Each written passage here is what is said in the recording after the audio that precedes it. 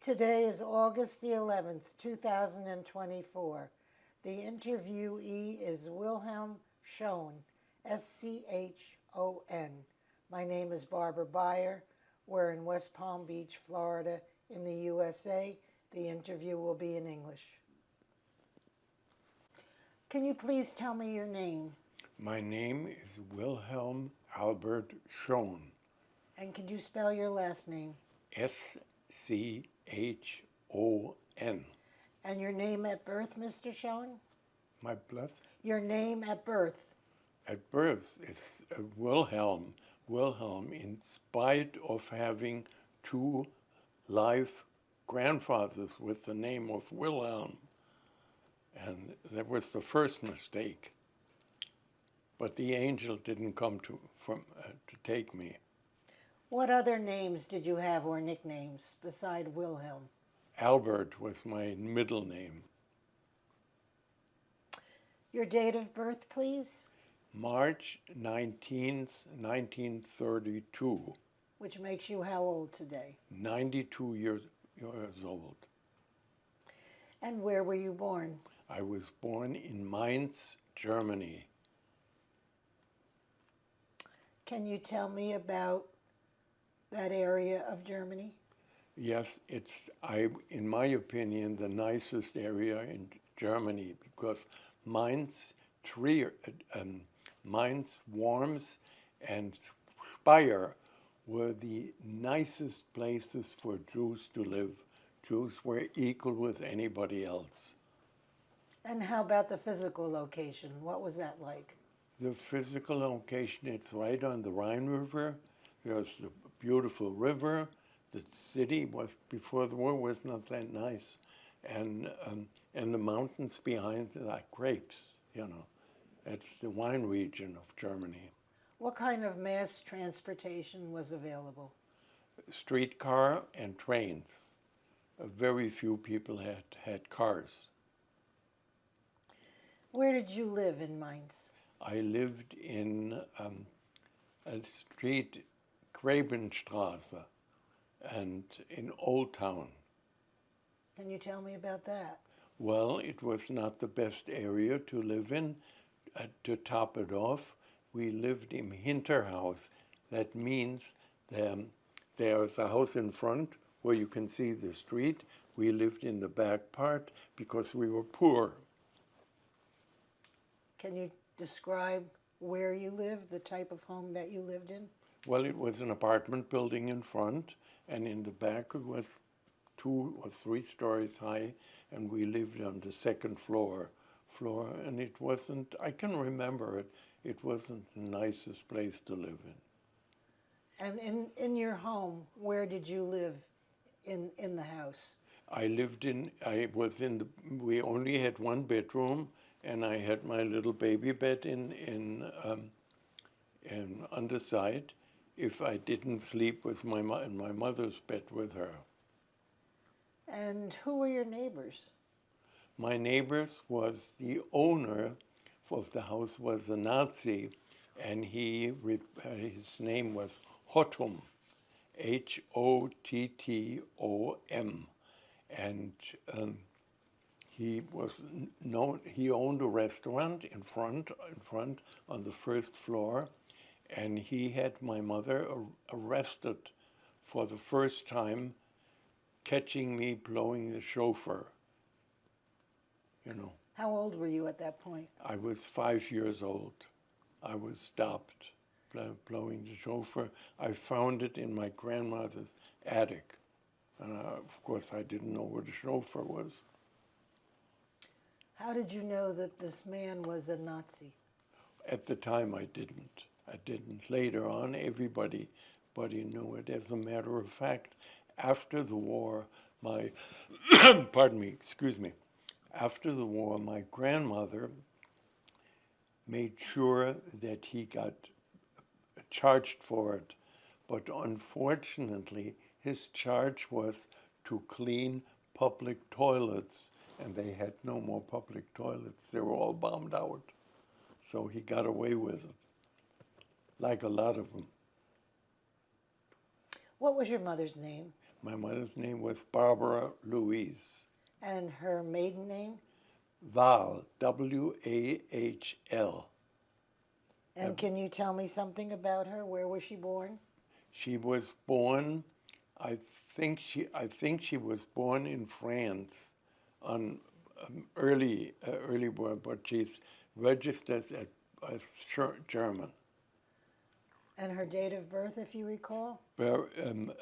March 14th, 1913. And what was her occupation? My occupation? Her occupation. She was in the theater, right there. What kind of theater? What was the Mainz's theater, the big one. And She was a soubrette, a lady in musical who not played the first part, but sings and dances in it. and how was that for you, being that she was an actress and a performer? Well, I wasn't born then when she did that. She stopped it when I was born. How was your relationship with her? Was my mother? Well, I only knew my mother until I was a little over 5 years old. After that affair, my mother got arrested one more time by the same man. She was listening to the French radio station, and the gentleman with the restaurant had the speech of Hitler was on, and she had the window open and probably loud. They kept yelling. She didn't hear it because she had her hair washed and had a towel wrapped around it. She was arrested, but only interviewed, not locked up. And after that, my mother divorced my dad for other reasons. No reasons about Jewishness, and we moved to France. And you were how old at that time? I was, before I went to school, I don't know exactly how old I was. I was between 5 and 6. And tell me your father's name, your biological father. My father's name is Albert Bruno Schon. And where was he born? He was born what is Mainz now, but at the time it was a suburb called Laubenheim. And can you spell that, please? Laubenheim,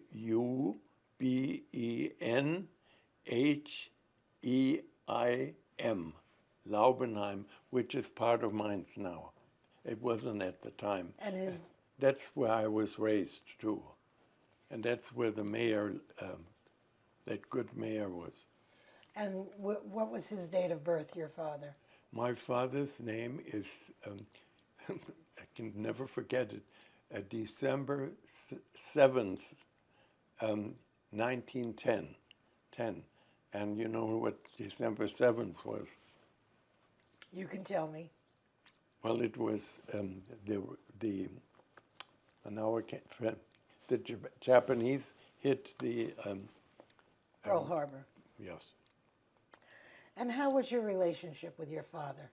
Not very good. My father had later, after the divorce, opened up his own business up north in Westphalia, which is not my cup of tea.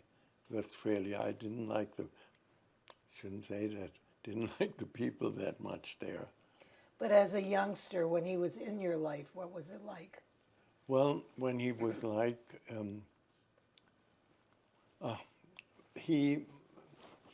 both of my parents had no parental instinct. I was the lucky one. I was raised by my dad's mother. She was the tops. May she rest in peace. Tell me about her, your grandmother, on your father's side. A wonderful woman.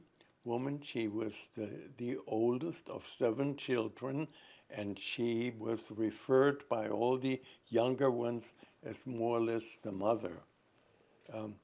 Her mother was some kind of a baroness, and she was not a nice person. Who was that you're referring to? Who was whose My, mother? her name was Hertz, Herz. That was her name. I didn't like her. Which grandmother was that? That was my Gentile grandmother's mother. So, excuse me, your biological father then was not Jewish? No, he was not. The whole family, only the women were Jewish. My mother, my grandmother, and my great-grandmother. On your mother's side. On my mother's side. Which grandparents do you remember the most? My Gentile one. And tell me about your mother's mother. Well, as I was 3 or 4 years old, I referred to the Jewish one as the Mainzer Oma. Oma means grandmother. And the other one was the good Oma. That tells you something about a little kid. And why did you refer to your mother's mother as such? Later on in life, I found out her character was not the best, but the Gentile one was an absolutely wonderful woman. And who was her husband? Who was her husband? Her husband was an offspring of a gentleman born in Brooklyn. And his name? His name was Frederick Schon. We supposedly still have relatives in Brooklyn. What was your grandmother's first name? Rosina. And tell me about how it was when you were living with her. Well, I had to do a lot of work. She had a small restaurant. I had jobs to do, and I had to do it, which helped me all through life. Sometimes I thought she was a little tough on me, but she wasn't. What little money she had, she spent on me. I never forget when I met my wife-to-be, she invited me to a Mardi Gras party, and I needed a tuxedo. Well, we were not in a tuxedo family. She went out and bought me one. That's how nice she was. What were the circumstances that led you to live with her? My mother dropped me off because she went to, after we came back from France, when she realized France was not the place to be, she planned on going to Holland. And she dropped me off at my Gentile grandmother to take care of me, and she was more than willing to do so, and went to Holland. That's the last we heard from her, but somehow she got illegally into England, and England was very good to her. And how did you get to France, and what was happening in Laubenheim that led you to leave Laubenheim and go to France? We didn't leave Laubenheim to go to France.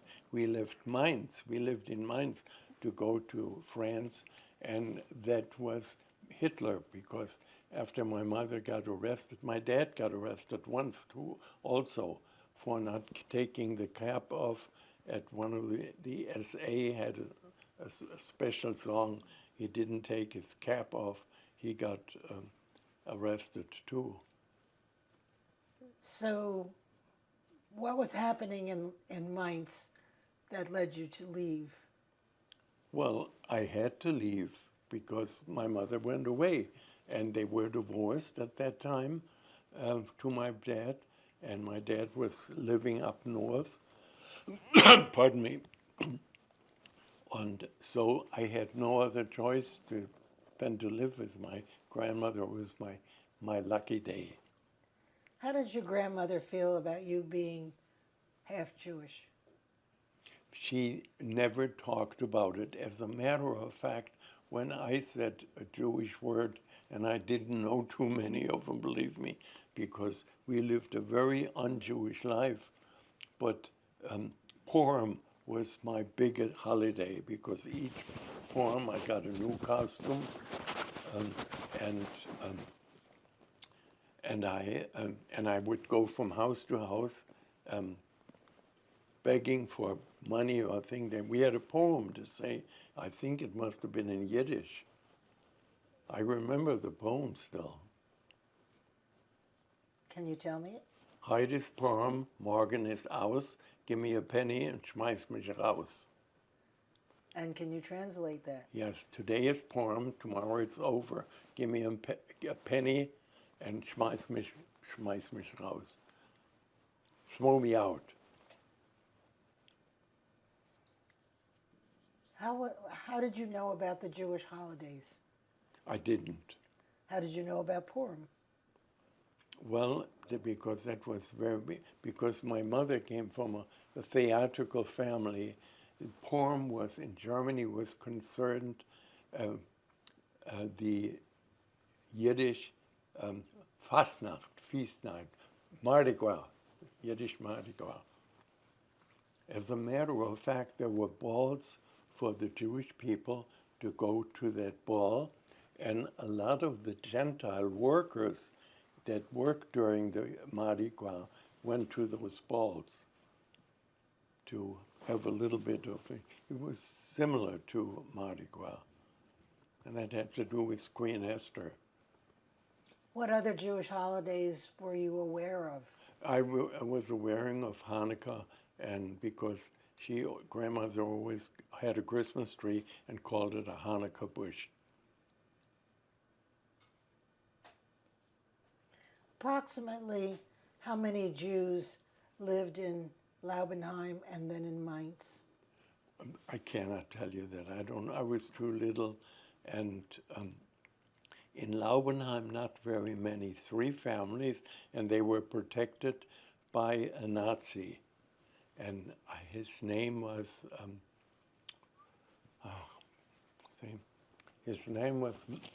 Mattes, Mathes,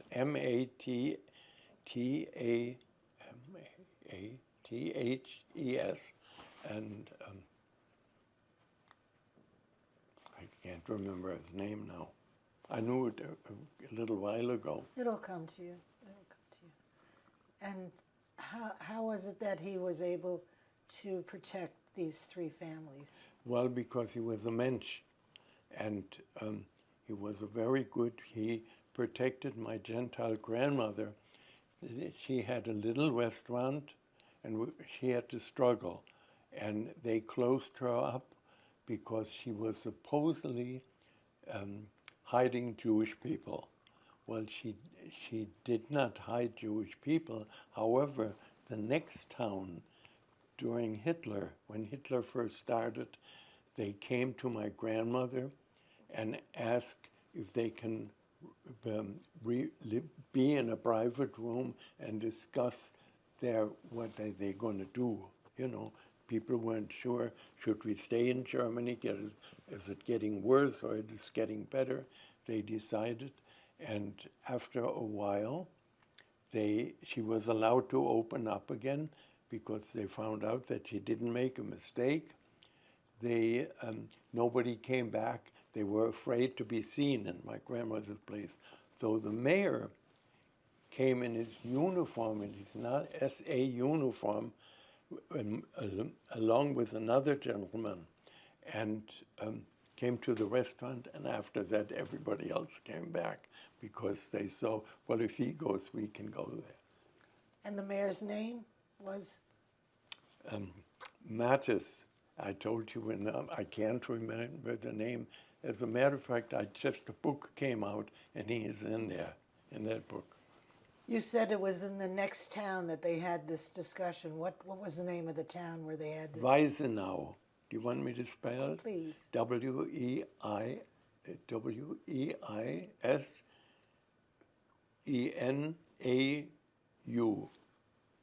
But it was part of Mainz. It was Mainz-Weisenau. It was part, and later on, where I live, became Mainz too now. How would you say that the Jews in Mainz or in Laubenheim got along with the Gentile population back Well, before the war started? I couldn't tell you that because I was too little. Too little. I didn't know what. I do remember at the beginning, my grandmother had to wear a star, and she always wore her purse under her arm. And when I wanted to see pictures of a movie inside of the lobby of the movies had big lobbies, and they had the next picture. I wanted to go in there. She was not allowed to, so she put her purse over the star and showed me because she didn't want to tell me. I wouldn't have understood why we can't go in there. So the grandmother that was wearing the star Yeah. was your mother's mother. Yes. And did she live in the house with you at the time? Well, I lived with her while my mother got a divorce, with her for a very short time. And her husband was? A very nice man. He was born in France. His and name? His name was Wilhelm Wahl, and a very nice man. And so what happened to those grandparents? Well, they died natural causes. My grandmother, she wasn't promoting her Jewishness, but because of my grandfather was supposedly asked to divorce her, he refused. That's how she stayed alive. What aunts and uncles or cousins did you have? I had one aunt and two uncles, and they were from my Gentile side, and they were more than nice to me. What did they know about you being Jewish? Well, I guess they knew all about it, but I didn't. They kept it away from me. Were there any problems in the family because of that?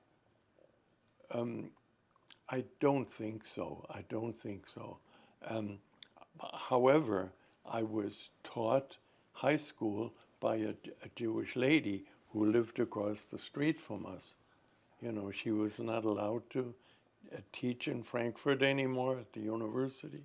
So the mayor arranged that I and a few other safe families were taught by her. But you just said high school. At what age did you start high school? In Germany, we started high school with 10 years. 10 years. In the fourth grade, you started high school, and high school had to be paid for. You have to go to another town. You had to go to Mainz. At the time, I had to take a train to Mainz to go, and the mayor was a little bit afraid that some of the kids might slip and say something, because in school we were asked to listen to our parents if they say anything against Hitler and turn them in.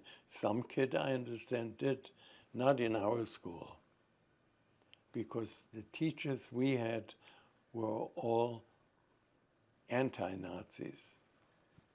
And approximately, if you can remember, what year was that? That was in the 38, I went to school. It was 38, 39, 40, and all during the war. Tell me about your teachers. What were they like? They were nice people, but they were not real teachers.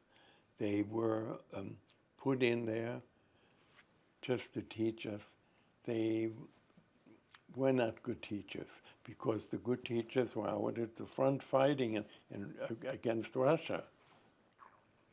That broke Hitler's back to Russia. Thank God. My grandmother, my Gentile grandmother, was asked by a foreigner one time, and he asked her, I don't know what country he was from, how do you feel losing the war? And she said, we didn't lose the war, we won the war. And he said, how can you say something like this? And he said, people like us would have been the loser if Hitler had won. And for a while it looked that way. How difficult was it living in Laubenheim and Mainz during those war years? How difficult was it? Well, it was difficult. As kids, you don't realize it as much. But we went to school in the morning, and about an hour later, we had to go in the cellar. And at night, the same thing. The American came, bombed during the day, and unbeknown to us, there was a factory close by in Weisenau, the next town, was a cement factory, and they had holes into the mountain, and that's where the V1 and V2 was made, unbeknown to us, because otherwise they wouldn't have bombed our town. There was nothing to bomb about. You know, even Helen, the Jewish lady, her house was bombed. Who were your friends at the time? Who were your friends? My friends were the kids from school, or I had to be friendly to everybody because my grandmother had a restaurant, and I had to be very, very polite to people. As a matter of fact, we had one lady in town, everybody looked down on her. They claimed, well, she had abortions, but we didn't know that. They claimed she put her children in the outhouse, threw them in the outhouse. And every time we played football on the street, she came by, and there was a big telephone pole. She went like this, so I grabbed her bag and carried it on. She lived in a house that belonged to Jewish people. There was a big factory in town making bricks, and they had barracks there where they had workers, and that's where she lived in. And I helped her go home too. Everybody called her, well, you don't address anybody in Germany by their first name, but everybody allowed themselves to call her by her first name. Who of your friends were Jewish or Gentile? What friends? The friends that you had in school. There was only one Jewish boy in school, but I didn't know he was Jewish.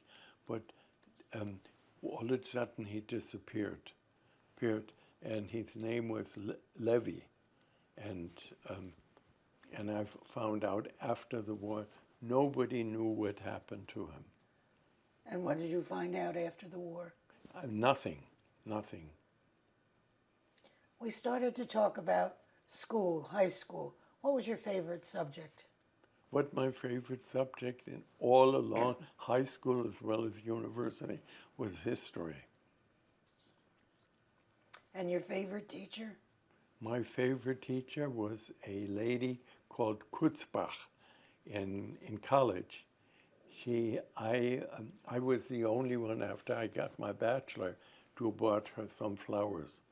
And she was my favorite all along. And every second or third trip after I lived in America, I went to visit her. She lived in another town. And I always said, if it wasn't for you, I would have never made it. She always denied it. The very last time I saw her, my aunt was with me. And I mentioned again, and she said, I do admit that you were the son that I didn't have, and I was the mother you didn't have. She admitted to it. Wonderful, wonderful lady. And which aunt was with you? Which aunt? Which aunt? My dad's sister. Her name? Emmy. Very, very nice lady. We celebrated her nicest birthday right here in West Palm Beach at a restaurant in a hotel in Lake Worth. Yeah, Lake Worth, yeah. Which is closed now, but they were doing it right by the Intercoastal. And what was her married name? Her married name was Collin, Collin. And is she alive today? No, she died. No, I have no relatives left other than one half-brother, and I don't associate with him. What's his name? Manfred. Last name? Schon. Let's go back just a minute. Tell me what kind of sports you were interested in as a youngster. At what kind of sports? I played football, and later on, no other sports. Later on, I played polo. I had polo horses, but not professionally. I played it in a home team. That's the only sports I was in. I played tennis a little bit here and there. What did you know after hearing and seeing some of these Nazis? What did you know about the impending war? What did I know about the war? I was sick. I was only 13 years old. Oh, by the way, on my 13th birthday, the war was over for us. Wasn't completely over, and the Americans came, and they were very kind to us. That much I must say, and they were not allowed to speak to Germans. However, after about maybe 2 months, they already came to our house. My aunt was only 12 years older than I am, and as a matter of fact, during the war, one of our neighbors was a little farmer, and he found on his field a parachute. And he said, well, there's a parachute, there gotta be somebody. He checked around, and he found in his chicken coop the pilot or co-pilot. He was Canadian, and there were 7 safe houses in town, and he arranged for them to be there in each house for a week, because we didn't have the food to feed them. So each one take a week, and he did some wood cutting for us, did something. As a matter of fact, he helped me with even though we didn't speak any English, he helped me with my homework sometimes. Very nice man. And he got caught towards the end by a Nazi, and I saw that with my own eyes. He took him by the house to take him to the mayor's office and let him walk about 2-3 feet ahead of him and kept kicking him. And when the Americans were there, my aunt wanted to see what they looked like, as soon as we could. And there was an American kicking the man that kicked him, and I thought God told them. Later on, I found out the Germans pointed their fingers, told them. And also, one Nazi woman was standing in front of the cellar. We still were in the cellar, and he handed a glass of red wine to an American soldier, and he poured it out in her face. And I thought, God must have told her she was a Nazi. Do you recall the name of this Canadian man? No, I don't. And you mentioned 7 safe houses Yes. in the town. I only was allowed to know 2 of them. They didn't tell Kit anything that they shouldn't know. No. Can you tell me what you did know about the 2? Yeah, my grandmother was one, and the man that found him, his name was Sartorius. Can you spell that? I have to write it down first. That's okay. That's okay. Do it from what you can think of. Satorius.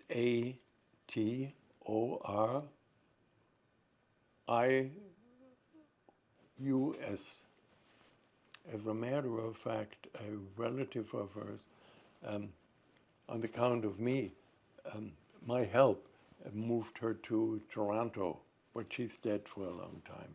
She was quite a bit older than I am. And who were the people that were in these safe houses? Who were they? Well, my grandmother and us, and the farmer and his wife, and his grandchildren. but we were so brainwashed not to say anything about it. But the 5 other greenhouses I never found out. I was not interested to find out. There was so much to think about after the war was over. How do we get our next food from a lot of things? There were no schools left, you know. We had in shacks be taught. Who in the area that you know of became part of the Nazi Party? Became what? Part of the Nazi Party. Quite a few people, but I couldn't give you their name, anyone. How surprised were you that they became Nazis? To tell you the truth, at the time, I didn't occupy my mind with it. I was well, there was a good reason they were. Between the First and the Second World War, the treaty they made in Versailles was so much against Germany that Germany had no way of getting their feet. There have been people 20 years out of work. So when Hitler came, there were many different, how should I say, there were different people in charge. And none of them worked. One of them was a Jewish man who, I know his name, I can't remember. And he was in Berlin. He was in charge of Germany at the time, but he lost too. But then Hitler came with a big mouth, promised him jobs, and naturally a lot of people went for it. My grandmother, my Gentile grandmother said, only the stupid ones went to it. But I suppose if I had been 20 years out of work, I probably would have gone for him too. But soon thereafter, we realized it wasn't. The writing was on the wall. My grandmother had a restaurant, and each restaurant in our town, in our area, has a round table. And the round table is always for a certain group. So I, as a little kid, knew which ones you can listen to and which ones you can't. You have to be careful. And so they discussed a lot of things, and I was told, whatever you hear in these 4 walls, stay in the 4 walls, you know, as a kid.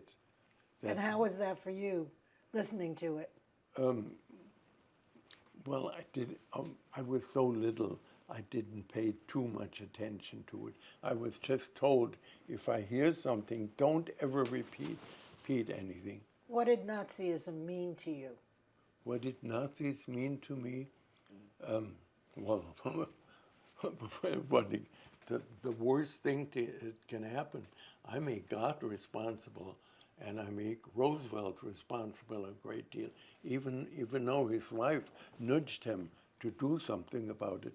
He didn't do anything until 1944, when the Russian came to Budapest, and because he got that gentleman from Sweden, Raoul Wallenberg was his name, he got him to help the Hungarian Jews. Roosevelt wanted to save his name, even so he was a Jew too, Roosevelt, they say. But his wife nudged him. I do a lot of reading, not anymore, I can't see too well, but I read that she nudged him to do something about it. He at least bombed the railroad tracks to Auschwitz. He bombed every other railroad track, and it would have stopped it somehow. Even though you were a youngster in those early years, was there any occasion that you heard or saw Hitler? And Yes, I saw. Can you tell me about it? Yes, we had from school, we had to go to the Rhine River where he came by, and we were standing there for hours holding our hands like this, that we needed help underneath. And he finally came and he waved it. He were in an open Mercedes and waved at people. That's the only time I saw him, other than, well, television we didn't have, heard him on the radio, and he was obnoxious. His voice was obnoxious, very loud, and... What did he say?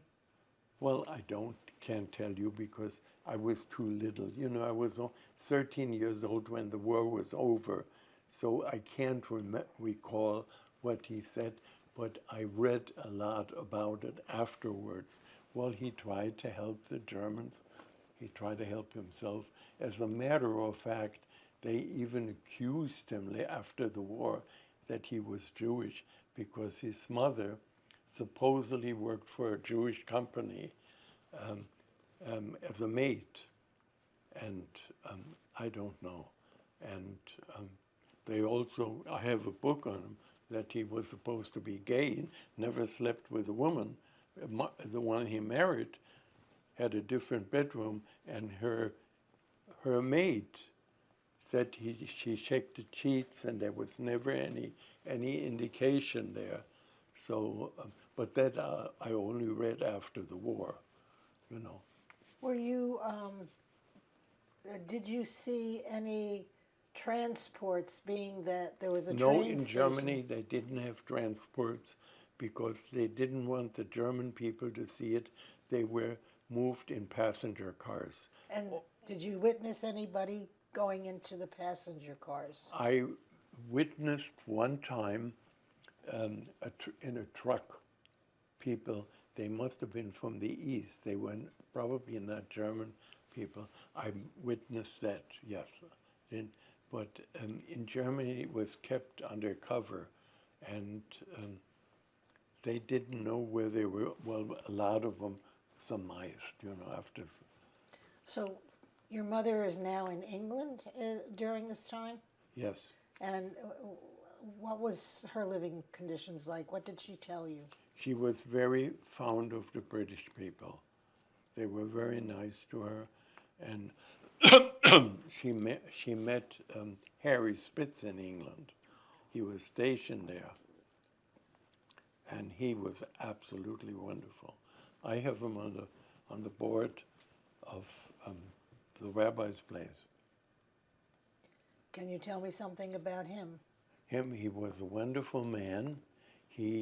I obviously learned later on in life, he came from a not too very wealthy family, and he realized being an American, he was the law. He would have gotten into trouble a lot of time had somebody turned him in, because he did things that he shouldn't have done. For instance, he hated the Germans so much that for every little reason he had a fist fight, beat him up, and he bought me 5 Great Danes, and you couldn't buy dog food, so he went to Bavaria.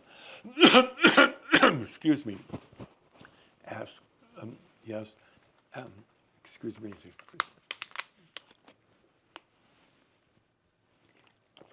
He went to Bavaria and asked people, where does the mayor live? People pointed it out, and he said, this one, this one, this one. He took the cow out of the barn. I don't know if he paid for it or not, that I can't tell you, but he did that twice with me present, and I was so proud of him, because we had food for ourselves, well, which we really didn't need. We could buy in the commissary, you know, or in the PX, and he... Was he in the army? Yeah, he was in the army. And what was his rank? Do you know his rank? He didn't have a high rank. And what was he doing in... He cleaned out Egypt. Since he spoke such well German, he worked with Elie Wiesel and didn't get along, And then he became part of the group that cleaned out IG Farben for the Nazis of it and brought back stories unbelievable that the average German didn't even know. One incident was I cannot forget, and I was only about 14 years old that time. There was a woman entering, I assume it was Auschwitz, it said, Arbeit macht frei over it. And the guard there wanted to do an extra hurt the woman. She had a 3-year-old and an infant in her arm. And the guy said, one of them has, he decided right or left. The right side was supposed to live and do work, and the left was going to the showers right away. So he said one of it has to go to the left. I might have the sides wrong now. One has to go to the left, and she has to decide. And how could a mother decide to take this? And he said she can't. And he said, well, then both of them have to go. And then she made up her mind and said to take the infant, because the infant didn't know what's going on. And he took the infant by the legs and hit it against a concrete wall. How could a woman live with herself after that? And was Harry witness to this? Was No, Harry? he was not witness to it. He was brought a film home that the Germans had. And that's how I know him. Harry was not. Harry wasn't in Germany until Hitler was already dead. So they say. Then afterwards they claim. How did he get the film? Well, it was part of IG Farben. The Germans documented everything. They knew how many people are in there and their number and all that. Had you ever seen those films yourself? The numbers? Had you ever seen the films? Yeah, that one film, yes, I've seen him. It was a 16 millimeter, and he would have to come up with a camera for it, a projector for it. And that's how I saw it, and I couldn't believe it. But he came home. Needless to say, he hated the German. Well, I did one nice thing for me. After I smashed 2 of his cars, he had a Volkswagen first, and pre-war Volkswagen. Then the American Army sold the Jeeps because they didn't want to take them all back to America, and very cheap. So he bought a Jeep, and in 1947, I wasn't allowed to drive the Jeep either. I smashed up the Volkswagen, and I only got punished because I didn't tell him. A neighbor told him, and because it was the passenger side, he wouldn't have noticed it going to work. And in 1947, he and my mother went to Denmark to buy a 1947 Chevy. That's when the automobile companies made cars again. They bought, and while he was, in the meantime, he bought a car for me, a 1925 Dixie, ugly, ugly car, and he let me drive it to irritate people. And so I went with the Jeep a little bit too close to the farm next door. The houses were brick and had a cement cover on, but that cover separates sometime. And when you knock it, you can tell I went a little bit too close, and the facade came down. So the woman came over the next morning and said to Harry, what are we going to do? Harry asked her, he said, have you lost any property during the war? And she said, no. I said, have you lost any friends or family? No, he doesn't. He said, well, consider yourself lucky and put up the front yourself. And I was so proud of him for doing that. I don't know if it was a bad woman or if he was Nazi. I don't know anything about it. But I was proud. He was very good to me. When did he get to Germany? When did he come to Germany? He came in 1945. And tell me something about the religious part of Laubenheim and Mainz. How did the priests treat the Jewish population? Well, I can't tell you that because there was no Jewish population there other than the few family. That name of the priest was Gödeke. There was a street named after him. He was liked by most of Mainz was Catholic. That's why they celebrate Mardi Gras in a big way, to be good for 40 days. And he was a good man. And, no, I lost it. We were just talking about the priests. What was the name of the three families that your grandmother helped?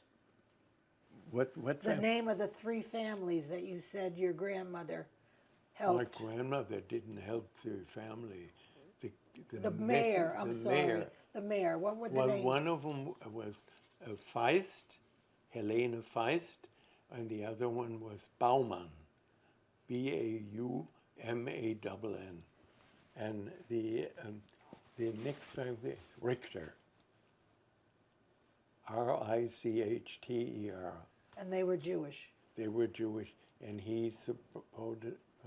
And as a matter of fact, Helen took me. The Rhine River was quite a ways away from us, and sometimes she put a pillow on her back of her bicycle and put me on there, and we went to the Rhine River to swim. So a woman, he didn't let us know what the name of the woman was, went to him and said, she doesn't want Helen to go in the Rhine River anymore. She was polluting it. So the mayor said to her, she didn't pollute it before, she's not polluting it now. If that woman would have gone to the authority, the mayor would have been arrested. What was Helen's last name again?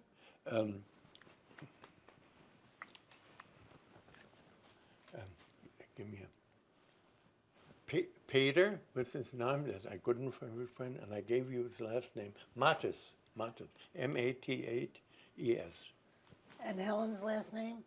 Mattes. No, Helen. Helen Feist, Feist. Her father killed himself at the beginning, hoping to help her. He was a doctor. She was a wonderful, wonderful lady.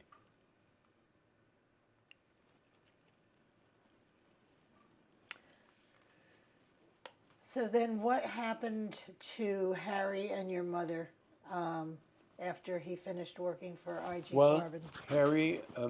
Harry married, stayed in Germany, I understood later on, as a civilian for a while, and worked for the Americans. I don't know what kind of work he did, and was searching, married a Dutch lady, very nice lady. And divorced from your mother? Divorced from your mother? He was divorced from my mother and married a Dutch lady and took her to America, and she was much better for him than my mother. Yes, I must say that in his behalf, because and when he came back into my life again on my mother's 70th birthday, he had looked for years, and I knew he was married, and the letter from the Red Cross told us, and I immediately, I knew he was living in California at the time, immediately called information. They gave me the number. A lady answered. So I said I wanted to talk to Harry, and she wanted to know who I was, and I told her. How do you know Harry? And I didn't want to come out right away. I said, he was very good to me after the war. And she said, where did you live? And I said, I lived in Mainz. He said, oh, did you know a lady by the name of Betty? And I said, yeah, it's my mother. She started to cry. May God strike me dead, she cried. He said, for years we're looking for you, all over, wanting to find you. And finally, on my mother's 70th birthday, she had the letter from the Red Cross. And of course, at the time I was in the advertising business, and I dealt with German newspapers. And there was one in Michigan, a German newspaper, who sponsored trips to Germany during the season, and I never, well, don't let it know anybody. I left my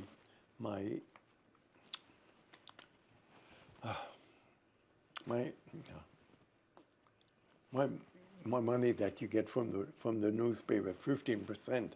I left it standing there and used it as a trip to go to Europe. Though I would had a chance to go a little more often, and I don't know. So you did reunite with Harry then? Yes, I had Harry come from California. He wanted me, instead of coming to Florida, coming to California, and he has a daughter with her, and she is on something to do with television in Florida. I don't know if he still does it. Her name is Sarah Ann, and the woman cried and said, "I'm going to hang up on you. Harry's not here. When he comes, I'm not going to say you call again," and to surprise him. And when he heard me talk to him, he didn't know who I was. He was, after all these years. As a matter of fact, when in my first trip to America, I was on a boat with 85% people that wanted to stay in America. So we were interviewed before we landed. My English was better because I went to an American military school. And what was the name of the school that you went to? Maybe it'll come. It was in I don't know the name of the city. It was close by where we lived, close by to Frankfurt. And what was the name of the ship that you were on? The Stockholm. She collided with the Andrea Doria the following month in New York. And now I forgot what I was saying. Oh, yeah, we were interviewed. So they gave me 5 or 6 people under my wing. They were traveling in the same direction. 2 nice things happened to me. While I was going to college, I worked for the American Army in the PX. And because my clothes were American, all American clothes, people thought I was an American. I liked it that way too. And so when we left the PX, not the police, some kind of an organization made the ladies open their purses, looking that they didn't buy anything in the PX. I always had to carry it out for me because Harry taught me when if a German asked you for something, he said, "Why don't you go to hell?" And I thought, that's going to be my life from now on. I liked it, and so I got away with it.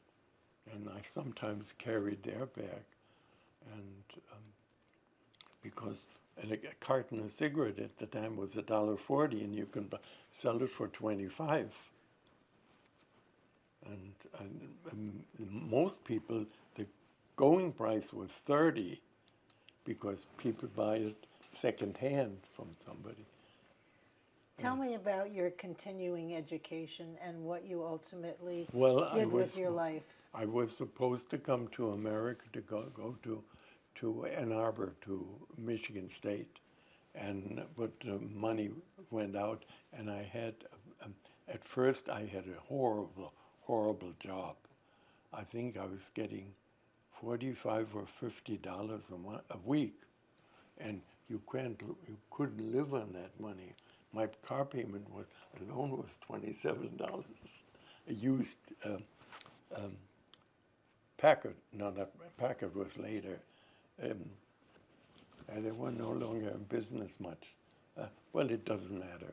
And Studebaker, and so I'm in New York. People wanted to see Broadway. They thought Broadway must have been something big. So did I. So I asked a woman, I said, could you direct me to Broadway? And she looked at me and she said, you're from Brooklyn and you don't know it? And my very first thing was, oh no, three things. The very first one was, there were some ladies in there I was friends with. One of them, are we getting late? Yeah. One of them is in the book, and at the evening, everything was paid for at the evening and on the boat. But if you go after hours into a bar, you have to pay for it. So what little money I had a $1,000 bill, which I deposited with the purser for safekeeping, and I spent all the money. I didn't think. When we got off, porter came, took my cases, and I didn't have any, so I gave him the $1,000 bill and said, would you please cash that for me?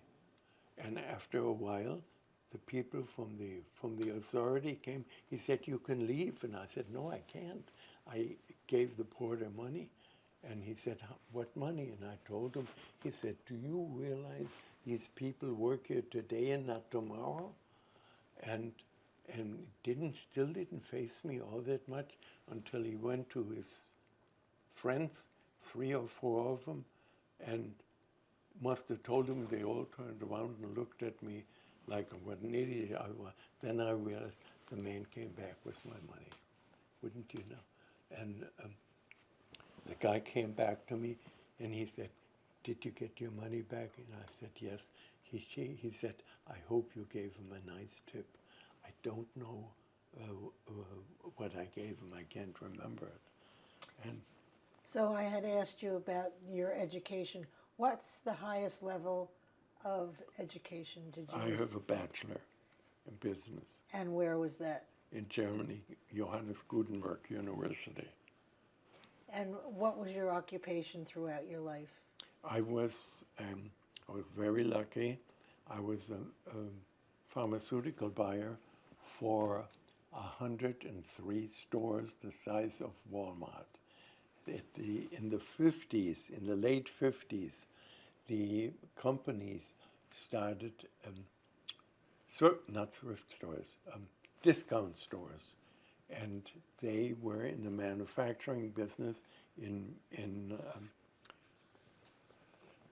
Massachusetts, New Bedford, Massachusetts. And they made shirts and blouses for Sears. And they were continuously late. One time Sears had it here, sent it back. They sold the merchandise and it sold like hotcakes. And they started at discount stores. That was long before I ever started for it. And they hired me as a buyer, but I had to work in a store which was a Packard factory in Detroit. And Packard was no longer in business. So there was trashy people in there. The guy that hired me, he said, if you can make, the buying was supposed to come in within 3-4 months. It took 6 months. He said, if you can survive there, you can survive any place. That was in a Polish neighborhood turning black. And there was a lot of stuff going on. People across the street worked for the army. Civilian people, they came at their lunchtime and they remind me, what are you doing in a store like that? You know. And what was the name of the business? Arlen's. Ireland. It's wonderful. And I know the name of the owner. Yes, his name was? Oh, God. Very, very nice people. Typical Jewish name. It'll come to me, hopefully. See, that's why I couldn't go on television. What was your first impression of the United States when you got here? Bad. Bad. I came from Germany. I arrived in Detroit. In New York, everything was fine. I arrived in Detroit. My mother had no finesse, took me from the station to Michigan Avenue. Michigan Avenue with Skid Row. It was on the 27th of January. People were laying on newspaper. What year? 27th of January, what year? 56, January 27, 56, 11 years after the war. And I said, oh my God, what am I going to get in? She also lived in a Ukrainian neighborhood where their English I couldn't understand. You know, they had a very heavy accent, but they were nice people. As a matter of fact, she was, as usual, living in disarray and getting a divorce. And so I lived with Ukrainian people in the attic. And very nice people. And when they went to church and on Sunday, they looked like the Christmas tree. But they were very nice people, very nice to me. It took about 5 or 6 months before I was exposed to the better part of Detroit. And Detroit was very good to me. People are very nice in Detroit. Every time I meet somebody from Detroit, we have some guy at the synagogue, his daughters-in-law, well, she wasn't from Detroit, she was from Clarkston. I lived in Clarkston later on because I had horses. And is that how you got involved with polo? that's how yes. I had 3 horses. They died of, all except one died of old age. What happened to your 5 dogs that you had? The 5 dogs, when Harry divorced my mother, the dogs disappeared. Nobody could have taken them. We didn't have the money to feed the dogs. And in those days, you probably could buy some dog food, you know. But when we first got them, you couldn't buy any dog food. With my responsibility, we lived in a small farm house, and they had a washroom where they did the laundry. And they in those days, they boiled the laundry, and they had a kettle there, and they also interchanged the tub for the inside of the kettle for when they cooked jelly or something or plums, and that inside had to cook the meat and wheat and stuff, oatmeal and some for the horses, for the dogs. So other than living in Detroit, where else in the United States have you lived? What? Where else in the United States have you lived beside Detroit? Detroit area, and Palm Beach for a while. For the Steinways. And you did mention that you were married at one time. Yes. And can you tell me about that? Yes, I was married. I showed you the picture of it. And that's the way we'll get it. We'll get it. And do you want to know the details? Sure. And her name? Her name was Renata Zickwolf. Z like a zebra, I-C-K-W-O-L-F. And the father was a Bush. The father's mother was a Bush, Anheuser-Busch. And they were in the wine business, filthy rich and Very, very nice people. Where did you meet her? I interned, and I met him there. They didn't want me because he worked for the city on his site, because he was very anti-Nazis, you know, and worked for the city. He was a city countryman or something. And what city was that? In Mainz. And he had in his office, he had a grand piano with stacks of paper. And he thought, since I worked for the Democratic Party making announcement against Adenauer, and that was in my portfolio, and he was afraid I might be a spy, so he didn't want me to come. But she, the daughter, insisted I did. They cleaned up everything, and I started, and maybe after a month, everything was back. Either they thought I was too stupid to be a spy, or else I'm not a spy, I don't know. But they were very, very nice people, very nice to me.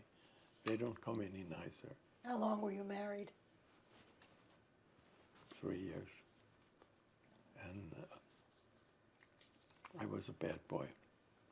She always, they had a huge entrance hall. And as a matter of fact, before you get into the house, you had to go to 2 other entrance halls before you got into the big one. That's why I want you to see the pictures. No, we'll go look at that. So the party was always in the entrance hall, and I got a little bit too friendly with someone, and I got caught. Were there any other marriages in your life? No, I just nice relationship. As a matter of my very last relationship, I met her when I was 6 years old. We went to school. We went to Helen to get taught there, and we were very friendly while we were teenagers. And then we went our own way, and not until much, much later, we met through other friends again, and she used to live here the whole season, and I went to Germany the whole season. And what was her name? Her name was Renate Zickwolf. Oh, no. Her name was my wife. Her name was Marga Wallau. Can you spell that? Wallau. That was her.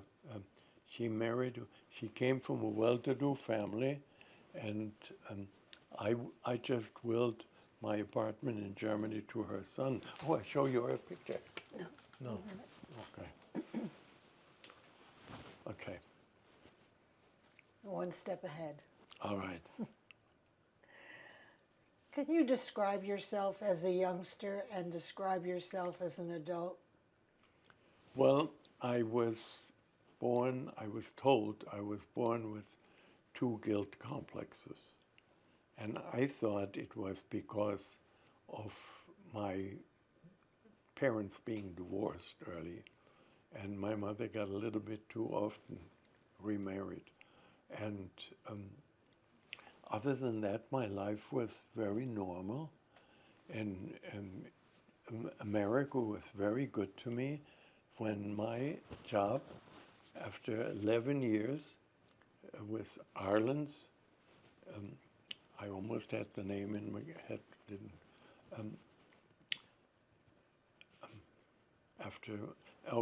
I was replaced by 4 buyers in New York. Just me. Just one person. And I'm very proud of it. And it took me 8 months to get another job. Wherever I applied, they say I was overqualified. I wasn't overqualified, I was overpaid. That's what. Why wouldn't anybody hire somebody overqualified? You know, it was overpaid. And finally, the one that offered me the job first, I laughed about it, you know. He had a wholesale company, Jewish too, Bruce Rosen was his name. He moved to Boca later on, and he was a little older than I am. He's probably dead. And he got me a job, but they were very good to me, but my job was not fulfilling too much. I did the buying was so little in comparison to buying for 103 thrift, not thrift stores, discount stores. And but he asked me to overlook the the advertising department. And I said, no, I'm not going to either do it, I'm not overlook it and point the finger at somebody. So eventually I did it, and when I had it all undercover, I quit and I took them with me as my first client. And so I was very lucky, and I did that till the end. I did actually more than having an advertising agent. I picked up a purchase order, and I didn't get out of the picture until they received their check from the manufacturer. I did everything else. So then how would you describe yourself in your adult life? My adult life was very nice. I have no complaint. I had a lot of nice friends, and I helped out. My mother was 8.5 years in diapers. I helped her out. When I went to Germany, my aunt, who was very good to me, I helped her. She was in a nursing home. Well, unfortunately, I couldn't do too much. And I helped my cousin, who had to quit work. He had 3 heart attacks and a quadruple bypass, and I helped him. As a matter of fact, he died in my house in Germany. When did your mother pass away? In 1910. No, not 20, before the turn of the century. 1999. What is important to you today? Today, I would like to, if I had a chance, I would like to have some friends. I have some friends. I met a gentleman in Palm Beach. He spoke, I thought he spoke German on his phone, and when he was done, I asked him. The one that made that book, I think I told you about him, yeah. And he lived in my hometown for 33 years.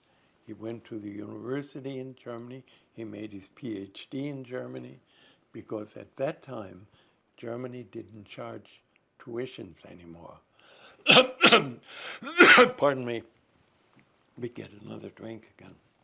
And so he is a friend of mine, but he is very involved in his work. He is in his maybe late 50s or something like it. That's his picture there. Very nice man. And he is friends with a man who lives 2 streets further down, who also has a college degree, was a psychiatrist. And he's also on that picture. And I see them every once in a while, but not often as I would like to. We used to go to movies in Boca, in the university, and watch Hitler-related movie, and then we discussed it afterwards. That was very, very nice. And after that, when the epidemic came, we my throat's getting sore now from talking much. Take another drink. I just had, and it's gone. often do you speak about what happened in Germany? A lot, especially to the rabbi. Tell me about your involvement with the rabbi and the Chabad. Well, the rabbi's wife called me. I'm a member of the family, but it has to do with that. You know, otherwise I think they would have thrown me out because I object to a lot of things. And he said, Bill, in the future, don't do it when the class is going.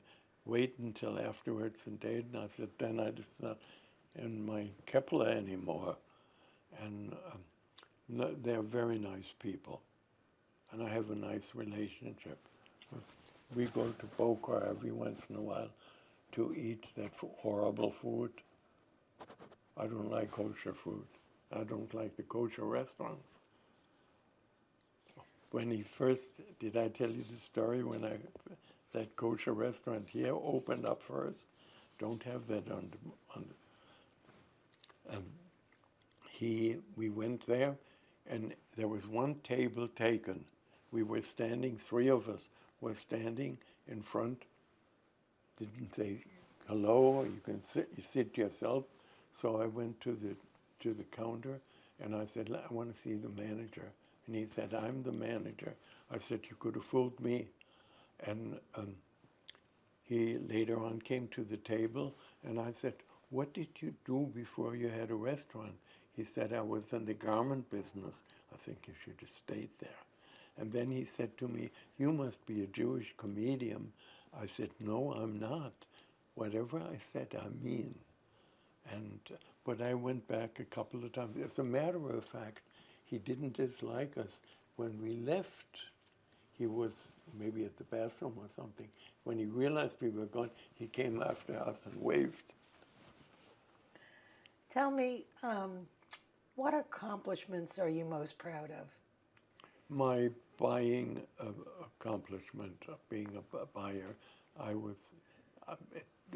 was not only something for money. It turned me on to. I was very proud, and working for nice people is very rewarding.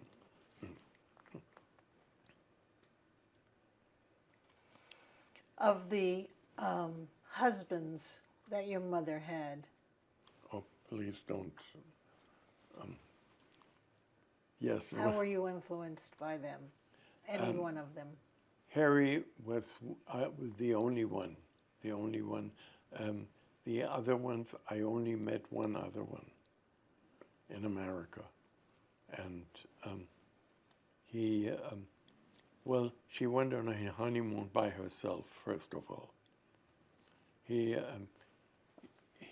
I lived in a, you saw the house there. I lived in a house, and later on my mother came to live with me because it was a huge house. As a matter of fact, at one time, Henry Ford lived one strat before, 2 houses away from it. Not during my time. Then he was in Dearborn. So it goes to show you what kind of a house it was. There was every house had a ballroom. We had our house was one of the smaller ones, but we still had a ballroom, and she brought her husband, this one, there, to that house, and that's how I met him. The others I didn't. I only met my cousin by accident. She was married to him, and he was Leonard Bernstein's cousin. Tell me about your vision of religion. Since you were exposed to 2 different religions, what are your visions about Judaism and Catholicism? Well, I don't know too much about Judaism, to tell you the truth, but I do know of right or wrong, and that's my religion. If I see somebody who's hungry, I feed him, and if I see somebody can't cross the street, I take him across, and that's my religion. And what do you think we can do about the rise in anti-Semitism today? Well, you probably disagree with me like everybody else does, because when the war was over, and I heard a Jew married a Gentile, and I said, thank God. Everybody, when I tell any Jew, I tell you that gets upset about it. I thought, I'm hoping that someday, whether we Jews or Gentiles or black, we're all the same. That's what I'm hoping for, and that's going to happen in my days. And I don't like neither the Bible nor because it's written by people. It's not written by Moses. Moses was raised by Gentiles. So in that respect, how do you think we can curtail the hatred and the bigotry and Well, not teach like we're the favorite people. We are people like anybody else. We're people like anybody else. And we should be nice to each other. I never in my whole life had a problem with a neighbor except this time here. But I found out that the gentleman is a schizophrenic. His wife told me afterwards. It happened. We're friends again. I didn't speak to him for a year and a half, I think. And one day when I was at the mailbox, he called me and he said, Bill, can we be friends again? I said, of course we can. And we are. And I'm glad. And I got along with people in school. And I never remember having an enemy. I like some people I like less than others. I didn't like, when I lived in Palm Beach, I didn't like the newcomer in Palm Beach. When people talk about money, I always know they don't have any. And that was forbidden in our house. My dad, the reason I don't like my dad, my grandmother was not rich. My dad was a millionaire. He invented a machine that he sold to farms in South America called a Trockenriesler. When the farmer harvests their corn and wheat and everything, that has to go in an attic, and it has to be turned so it doesn't get mildew. And a lot of them lose their whole crop in mildew. This machine, you put that, after it's harvested in there, it comes out and they don't have to touch it anymore. So he became a millionaire, but he never helped his mother for me. She had to struggle. I'm very, very proud of her. And I hope I'm going to see her again. What do you think is going to happen to us? On that The note, Jewish. on that note, let me ask you, what do you think of the war between Israel and Hamas? It's terrible, terrible. Let me tell you a story. Just before the epidemic started, I was in Germany with that gentleman from Fort Lauderdale, you know where. This guy there, the one that was in Germany and became made his PhD in Germany. Now I got tracked away again. Israel and Hamas. Okay, so he rented a bear. It was around Christmas time. And in Christmas time in Germany, at the market, they have huge barrels you can rent and you can eat in it. There's a table and chairs in it. You can eat it.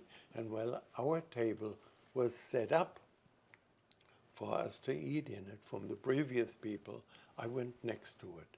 There was a very attractive young couple with a couple of kids in there. And I said, can I sit with you? And they said, yes, come right in. And I said, something I didn't want. I said, can I eat with you? So she pushed her plate towards me. And I said, ma'am, I'm just kidding you. And I said, oh, you have an accent. Where are you from? He said, we're Arabs. And I said, am I in the right place? I'm a Jew. He said, sir, you are in the right place. place. We have absolutely nothing against Jewish people. It's our governments, and that's it was in Germany.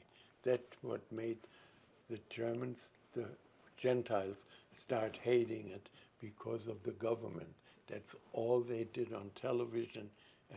And she said to them, and I didn't forget what she said. I bought something for the kids as a token, but I never forget that couple, what they said. And that I believe we have something to do with it. It takes two to tango. So my next question is for you. Yes. I see you're wearing a yarmulke. And why have you chosen... Oh, my God. Why have you chosen... No, I don't wear a yarmulke around the house. It just came from just as you came. Why have you chosen to follow Judaism? Well, because there was a market going on, and where the synagogue is. And my lady friend was checking everything, and I got bored of it. I knocked at the door. It was on a Saturday on the door. The rabbi came out. He was so nice to me that I said, I want to go there. The very first time he invited me to a service was 3.5 hours. 3.5 hours of Hebrew. I had it up to here. I was reading on the other side, and I didn't believe what I was reading. But he also had a dinner left, which I was invited to. So when the service was over, he said, Bill, come on, we'll go have dinner. And I said, Rabbi, I didn't like your service. I don't like your free dinner. And I said, but one thing, I want to sit there, if I have a glass of water, I have to get even with somebody. And he went in there and he made an announcement in front of everybody. That's what Bill just told me. Not that I want to get even with somebody, that I didn't want to accept his dinner because I didn't like his service. And I said, Bill is the most honest people I ever met to say something like this to me. But you still follow Judaism now, so why is that? Well, why is that? Partly out of lonesomeness, and partly because I like to talk to the rabbi and his wife and his family, and I also like the people that go there. I'm friends with some of them, casual friends. I was friendly with another guy who belonged to it, who was, as a matter of fact, the teacher. He quite often, when I talked back to the rabbi, he agreed with me partially. And we got together every Thursday night, and we watched a movie and discussed it. And we didn't always see it with the same eyes, but at the end of the evening, we parted as friends. And that I miss somebody like that. I could go to. It doesn't necessarily have to be a Jewish movie. It could be a movie. I don't like shooting. And somebody asked me about 6, 7 months ago, we used to go to a hotel in Palm Beach, the Colony. He wanted to be introduced to that. It's not what it used to be. Young people. One woman came in. I got there. I'm always early. I got there before the gentleman came, and a woman came in, high heels, black hose, a girdle like they used to wear, and they had their hose strapped on it. She came in with the straps there, and a girdle on, and high heels, and normally, if you go to the Colony after your 5 o'clock, you wear a jacket and a tie. Nobody stopped her until she went to the bar by the pool, and turned around. Evidently somebody said you can't be, even though a lot of others were partially dressed that way. And it was all young people. No more. I used to go out with Einstein's niece, you know, and she watched every table, whether they eat properly, or she was something else. What was her name? I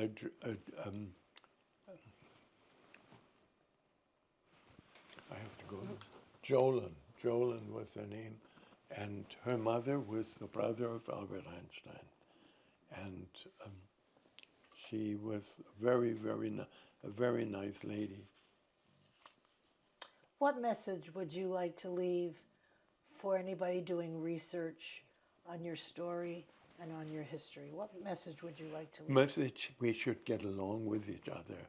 The schools should be teaching the right things, not hate like they did sometimes even here in America. And people should get along with it. We're all the same whether you read the Torah or the Bible, doesn't matter. We're all the same. And that's what I like. And I hate anti-Semitism.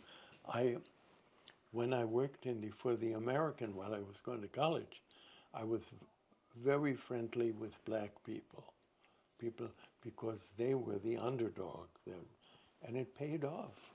One day, I took somebody else in another PX with me, somebody who worked with me, and I always looked like an American because I had my clothes from America, and I liked it that way.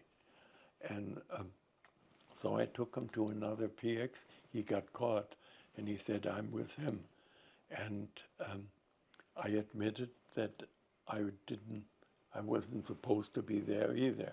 And so they called the German police, but in those days, the German police didn't have that many cars, so they couldn't pick me up. Finally, the MP came from Mainz, and I was maybe about 25 minutes by car away from Mainz. He came, and who was it? Somebody I was friendly with. And he said, what are you doing here? And I told him, and I had some money, script, at the time it was script money, and everyone that, for every script dollar you have, you got a day in jail. So I crumbled up, he came in a Jeep, and I was going to throw it out. He was driving the car. He said, Bill, don't be silly. Give it to me. I give it back on Monday, and he did. He took me to night court. Wouldn't you know? The judge was a black guy. I've done a favor to him. He said, what are you doing here? I said, we got caught in a PX.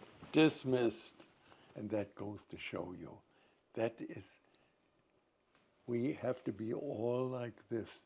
And not that I'm better than you or that lady or anybody else. I make mistakes like anybody else. But I try to be nice to any kind of a nature. Nowadays, I don't like black people as much as I did then because I don't like women having affairs with 4 or 5 different husbands, and the kids are being raised on the street by their grandmothers. That's bad. And I used to volunteer. I was on the board of the Salvation Army for 17 years. And we have an organization. I say we because I like the Salvation Army. They have an organization downtown where kids after school go in there to be taught. They'd be taught an instrument. They'd be taught a game. They'd be taught schoolwork, and that we should have more of. If somebody goes to jail now, they come out worse because they're not being taught in there. And look what's going on in this country when people with 34 conviction. Yes. We don't do politics, but thank you very much for taking the time Well, thank to you do very this much. interview, and I thank you very much. I hope that's not going to be on television because with my problem, You can cut it. Can you tell me about this picture? I was 22 years old just before I would come to America And where was it taken? in Mainz. Thank you. Can you tell me who's on the top left? On the top left is my grandfather. He belonged to a Mardi Gras organization. Which grandfather? My Gentile grandfather, And my Jewish grandmother's husband. And can you tell me his name? His name is Wilhelm Wahl, W-H-W-A-H-L. And on the lower left? That's my Jewish grandmother. And her name?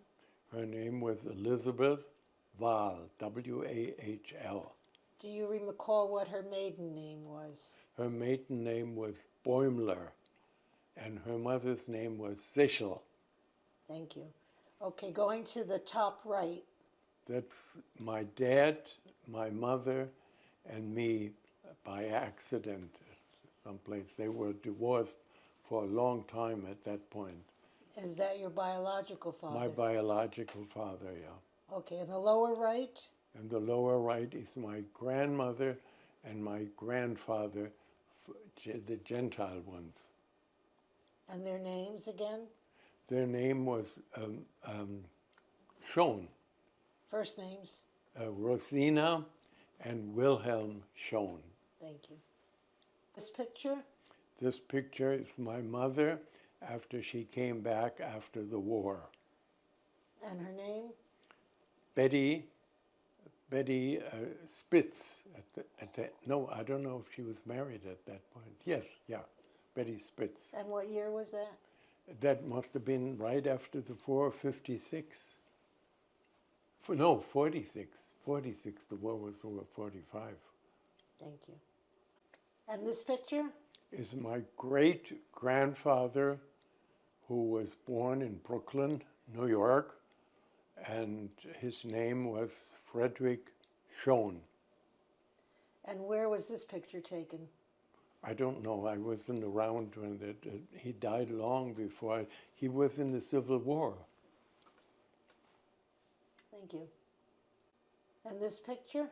This picture is my favorite stepfather, Harry Spitz. And who is he with in this picture? With his wife. She's a lady from Holland. And he's a wonderful man. Where was this picture taken? I don't know. And what is his current wife's name? Do you recall her name? I can't remember the name. I knew it well. And where was it taken? I don't know. It was mailed to me. Thank you. And this picture? This picture is my mother in America, in Detroit. And what year was this taken? I really couldn't tell you. Approximately? In the 50s. Thank you. Late 50s, probably. This picture? This picture is Ron Silverstein. He is the cousin by marriage for my mother. My mother was married to a Silverstein. And where was this picture taken? I don't know. It was taken before my time. Thank you. In Detroit. And this picture? This picture is my ex-wife. Her name was Renate Zickwolf. And it was taken in Mainz, Germany. Approximately what year was that? Before I went to America, 50, no, not 50, I was here, give me a chance. What year? 49 or 50 around. Thank you. And tell me who this person is? My father in Mainz. at Mardi Gras time. And this is Schon? Schon, yes. Albert Schon. Thank you. And this picture? This picture is my dad. Do you want all of them? Yes, please. Start on the right. The one On the right. on the right is my dad. Then is the lady that he met on the 7th of December and married her. That's my brother and my favorite aunt there. And can you tell me their names? Okay, her name I don't know, and I don't want to know. This is Manfred Schon, and this is Emmy Colling. Thank you. And And can you tell me who this picture is? that's Kay. What's? Oh no, I can't remember her name. Kate Jolan. And who is she? And she's Einstein's niece, and that's me. And how'd you happen to have this picture? Well, I was introduced to her by a German movie star, and the movie star name was Klaus Biedisch, no, not, had an Italian name. I don't know. I have to look it up. I can. And when was this picture taken? That picture was taken maybe about 20 years ago. Thank you.